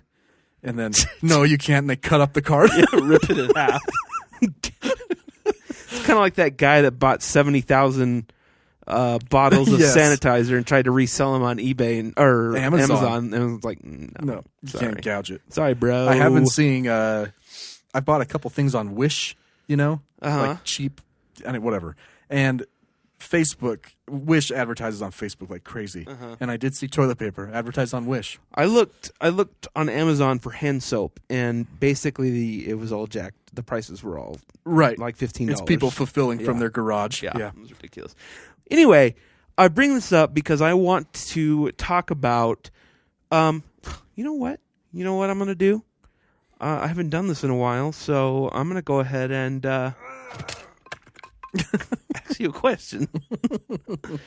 Oh, there we go. That's better. Even better. You got to hear the split. Yeah, and the grunt. Now, what out of all these things that we are doing is going to stick? What will change permanently? Permanently. Because I think about these things and I'm like, well, companies figure out that people can work from home fine. Are they going to be like, maybe we don't need this massive building? Maybe we can have people work from home more often. Or maybe we wash our hands more than we do. Or maybe we limit. These are the things that I'm worried about is people are going to be afraid to socialize again. Like it's taking. We already are. I know, but it's taking that to this new extreme, right? We've already seen it in our younger generation, how they're distancing themselves socially, they're communicating on their phone, and now they're not being pushed at all. They're saying, stay home, do not socialize, take school on your computer, and stay healthy. Is that our new norm? I think that working from home could certainly stick. You know, the company I work for is already doing that with some people before COVID. Right. Just to the nature of the business, you can. Right. You know, some business, like where you work, could obviously do it. Yeah, and they kind of are now. There are many industries where, no, it doesn't work. But, right. So I think that could stick depending on how long this lasts. Here's the problem, though. Yeah. People are working from home right now because of COVID. Right. The economy is tanking because of COVID. Mm-hmm. A equals B. B equals C, A equals C. I don't see my point. And I don't do math, so you're going to need to. The problem is that corporations might make might make the mistake of thinking that working from home made their business fail. Oh, I see what you're saying. See that? So COVID makes people work from home. Ugh. COVID makes the economy tank. Working from home makes the economy tank. Right. I could see that logic. So that's the only downside. Depending on your industry, if it's affected by this, which is almost universal. It is. I've been noticing. I really can't. Let's just for just a second. Let's just brainstorm industries that you think that have not been affected. Have not been so hospitality very affected. Oh yeah, aviation, entertainment. Theaters are closed. Did you see? The WWF with no audience? No audience. Oh, dude, that's terrible. I watched Last Week Tonight with John Oliver with no audience. Gosh. It's so awkward. Dude, wrestling should just... They're like yelling at each other, tonight I'm going to kick your... And then it'd be so hard. It'd be so hard. So awful. So that entertainment, food, yes. If you can eat at a local restaurant, please do. Well, no, you're right. The dine-in industry, restaurants, food... is actually probably uptick right now. Although I would imagine that after this is over, the grocery stores' sales are going to go whoop because everyone's got everything. They'll start eating out again. Right. Yeah, so dining, I should say. What else? Retail. Retail's definitely been hit. Yep. Not so much grocery, but like Best Buy, no one's going there. They're already on life support anyway. Oil prices have tanked not only because of coronavirus, but because the Saudis and the Russians are fighting, and so they're dropping the price. Someone had said that we bought like all of the Saudis' oil. Well, so OPEC, if you just want to know how the oil works, just research a little bit about OPEC, and you'll realize that it's just a cartel. Oh. It's dirty, but they tanked the price of oil bad, which is strangely enough, it's bad for our economy. Oh. Because if the oil companies aren't making as much money, they can't afford to keep it. Anyway, it's just a big circle. So oil's hit. Transportation, it's aviation. I can't imagine too many people are buying cars right now. So what other industries are there? The industries that are doing well. Manufacturing. That's no, it has because a lot of the plants have shut down. Right. I know some of the car ones have. So online businesses are what's doing well. Amazon is trying to hire 100,000 more people. That's true. I guess we should be looking at the companies who are hiring right now, and Amazon is trying to hire a bunch. In fact, I saw a friend post, because you know how Amazon's got the like contracted people that they give vans to. There was somebody that said, if you need a job, I can hire you, till this is done for $17 an hour to drive an Amazon truck. Yeah. So all the food service people, that's where you should really. I don't know. I'm not saying that like in a facetious way. I really mean it, like because there's a lot of people out of work right now. Well, you got to think about because the dine-in service is gone. Right. There's no. That's the what are the waiters? What are they doing? It's like half their staff. Right? Yeah. Their kitchen staff is large, but first of all, there's less ordering, so that's probably they don't need a whole kitchen staff. So yeah, it's that's one of the my company has asked people to take voluntary time off leave. Yeah. So unpaid leave. Yeah. What a horrible thing to ask. Well, I get it, but it's that, and they're saying that. And there's, if they can't, then they're gonna have to furlough people. So it's, one or the other. I just wish they could, like do something like, a quarter pay, PTO. You know what I mean? Well, like take your time off. We'll pay you a quarter.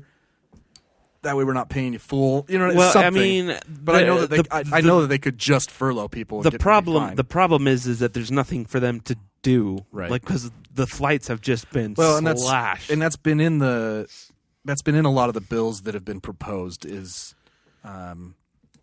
relief for people, right? So that if a company, anyway. So things that might stick. Yeah, Politico posted something that's what's the name of it here? Coronavirus will change the world permanently. Here's how. Let's see. The first thing on here is the personal becomes dangerous. And that's kind of what I was talking about, where people are afraid to go do things. And that's another thing that I wonder, is this going to be the norm? Like every year? Are we going to freak out about something? No, I think so. It's obvious that pandemics are going to continue to happen. Right. No doubt. I don't think what if epidemiologists China are saying stops eating bats? Right. I don't think that we're going to have a pandemic every year. But they're definitely going to continue to happen, right? Especially with the population of the world, because we're expanding into rural places where humans have never been, right? And that's where weird shit comes from. Right. So, I think there's that. I don't know how it could affect us permanently in terms of socially, because I feel like socially there's always kind of a status quo that will come back to. I think people are ready already. It's only been a week of, right. shelter in place stuff, and people are like, get me out of here. I want to go somewhere. If anything, we might see an upswing in social contact. Yeah, probably. I'm also really annoyed with the people blaming millennials for passing it, because I don't think they realize how old millennials are now. Right. And we're not on spring break. Yeah, millennials are we haven't had spring break in 10, 15 years. Right. Millennials are like 25 to 35 years old. Yeah. Yeah, we're 2020 millennials people out there in Cancun on spring break. It is while 2020. I'm here, in my office working, working from home or whatever. Like it's not us. So Stop it. I mean, like I said, I think corporations might be able to see. They might be able to see. Oh my gosh, look at the money we can save in infrastructure. Right. We could turn the lights off in some places. Right. And people right. are working from home anyway. So back to political. A new kind of patriotism. So after 9/11, we had a real come together. Everyone was flying American flags. Yeah. United we stand. Yeah, all that sort of stuff. Now they're talking about how this is an enemy we can't see, and they think that could unite us in kind of a different. I certainly hope so. I haven't seen it because right now we're arguing over what to call it. What do you think about that? I think it's bullshit. What? I don't know why it got brought up to begin with. Well, is that because my opinion? Here's my opinion. We're talking, of course, about people calling it. That's not. You need to. I know. That's fine. Okay. I'm just holding it. People are calling it the Chinese coronavirus, or just the Chinese virus. Yeah.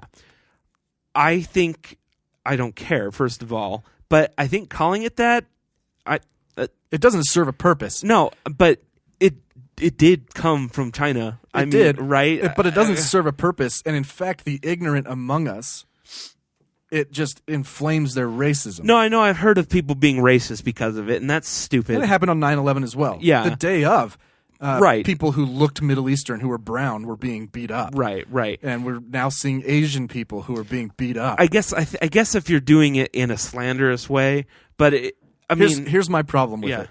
My problem is, since day one, we called this thing coronavirus. Right, and that's not even. Why? People are pissed because they think we're trying to change it from China virus. No, it got changed to China virus. It's always been coronavirus. Right.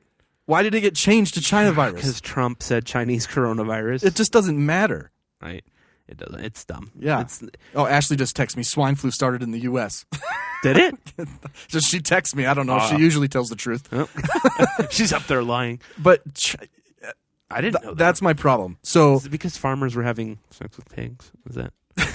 She texts me again. I can hear you. No, you can't. So I think that it can inflame racism. So why not err on the side of caution? It doesn't matter where it came from. And besides that, it was called coronavirus from the start. If anybody's trying to change it to China virus, it's Corona beer. Right. I don't know. It's stupid. A return to faith in serious experts. America for several years has become fundamentally a unserious country. This is the luxury afforded us by peace, affluence, high levels of technology. We didn't have to think about things that one focused our minds, like nuclear war, oil shortages, high unemployment, skyrocketing interest rates. Terrorism has receded back to being kind of a anyway. I don't think so, actually. I don't think we'll see a rise in faith. I think we'll see a rise in science. I think we'll see a rise in the following of science. Because that's where I would agree with you had you not told me about the Hobby Lobby prayer god. But that's Hobby Lobby, and that's the same company who banned their insurance company from giving their employees right. No, I know. birth control. Yeah. So it's an example. I think the vast majority of people, you've seen these memes, right? Uh-huh. Hey, by the way, while you're paying attention to science, the world is ending because of climate change, right? Right. All you people who are listening to the CDC now, they're also telling us to stop polluting the air. Right. Well, this is, sorry, I don't know if I phrased this right. A return to faith in serious experts. So it's a return to faith in science. Oh, so that's what I was saying. Yeah, sorry. Okay, sorry. I kind of presented it the wrong way. But I see what you're saying. Like when we, instead of ignoring global warming, we'll be like, oh, okay. Well, yeah. I think that was going to happen anyway as an older generation dies off. Right. Because I think if you polled people, younger people are on board with climate change way more than older people. And probably because they don't want to take the blame for ruining the earth. I wouldn't either. Right. Well, but that brings up one, though. Let's talk about the faith. Do you think we'll see a return to faith? That is actually down on the next one. Religious worship will look different, is what it says. We are an Easter people. Many Christians are fond of emphasizing the triumph of hope and life over fear. But how do an Easter people, I'm guessing what does that mean? It's like they only go to church on Easter? I think so. Okay. I don't know, though. Yeah, that's kind of... but how do an Easter people observe their holiest day if they cannot rejoice together on Easter morning? How do Jews celebrate their deliverance from bondage when Passover setters must take place on Zoom? With in-laws left to wonder whether Cousin Joey forgot the 4 questions or the internet connection merely froze. Can Muslim families celebrate Ramadan if they cannot visit local mosques for prayers or gather with loved ones to break the fast? And the pilgrimage to Mecca every year. Who knows? Yeah. So this isn't asking will there be a return to faith, like to religion, different. But they're asking because even the LDS Church canceled church completely for unknown. We don't know how long, which is I wouldn't have expected them to do that. I'm kind of surprised. I don't know. They kind of are on board with this whole thing, though. They're pulling their missionaries in. I'm a little. Let's go back a few episodes. Okay. To the $100 billion that the church has as a rainy day fund. Right. It's a really rainy fucking day right now. Right. It's, what are you saving it for? This is a prime example. Didn't they say that when the second coming, Jesus is going to need it all for something? Because apparently the American dollar is going to be worth something still. Right. Or I don't. To me, this is a great time to, hey, don't pay tithing. Hey, no, that's not going to be their message. It's going to be like, you better pay tithing. You need to pay more. These hardships will show you the way you have to pay People tithing. out there need your help. Yeah. Our fund isn't self-sustaining anymore. Have you seen the stock market? Maybe they could be like, hey, I want to take care of your rent, all members' rent for the month of March and April. So I have actually a major problem with major religions right now. I know that they're faith-based, but you also collect money for a reason.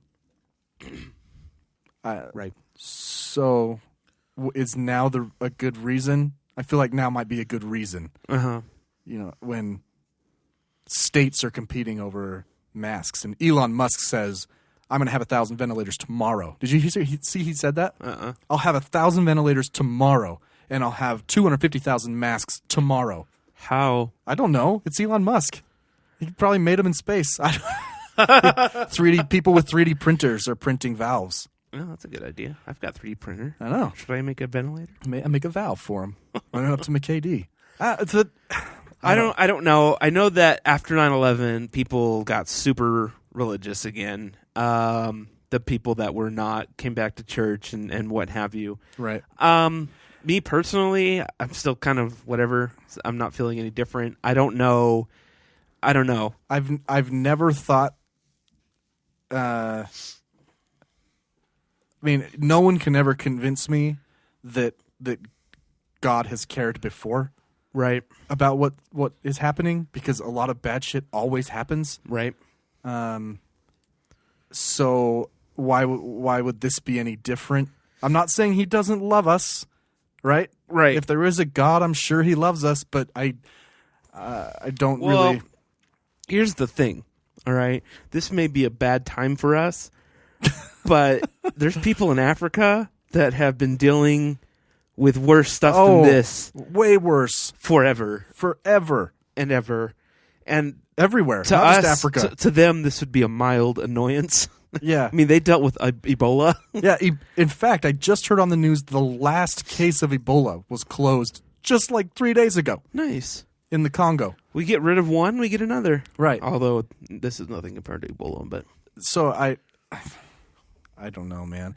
And there is a little bit of a difference in the acuteness, if that's a word, of 9/11 versus this. 9/11 was all at once, like holy shit. I know. And the fear was so imminent, right, for like 2 days, where people are attacking us, right. And like you said earlier, we had an enemy, right.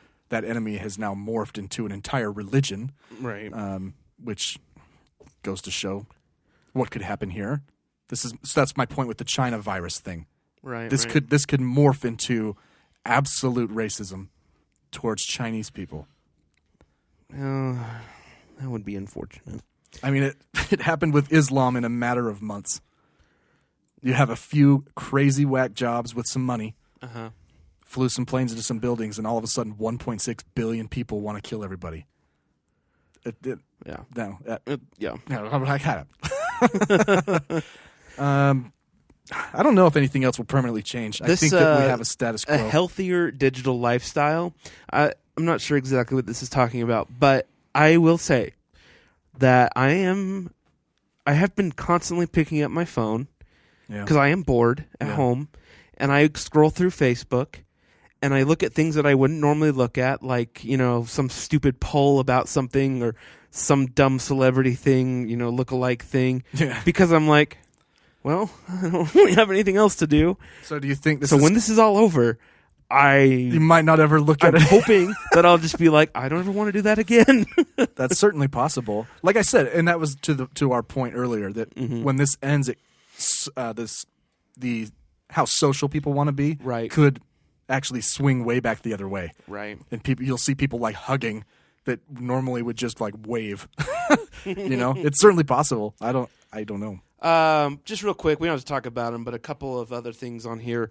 Regulatory barriers to online tools will fall.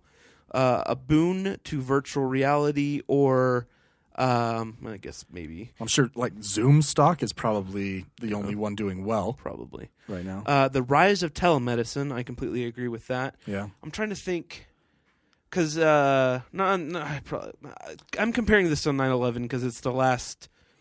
It's kind of what it's felt like to me. It's been similar to that kind of. Well, it's an American. It's always on the news. We're always talking about it. There was a few things like I think they even talk about it on the Fox News, HBO or Showtime, whatever it's called. Yeah. What's it called? Anyway. Oh, the new. About the Matt Lauer story thing. That one. Oh no, that's on Apple. Yeah, Showtime. I'm talking about with what's his name as Homeland. No, it's about Fox News. It's literally about Roger Ailes. Yeah, and what's his name? 9/11. Fox News invented that ticker at the bottom, right? That brings you all the news. Yeah, and that's something that has just everyone adopted, and it's been there ever since. Sure. And small things like that, because of this, we've all learned how to do telemedicine. So let's keep doing it. It'll expand. Yeah, things that if anything has been made easier, then it should stick. Right. More efficient. It'll make it where people aren't so scared to do it. Maybe. Yeah.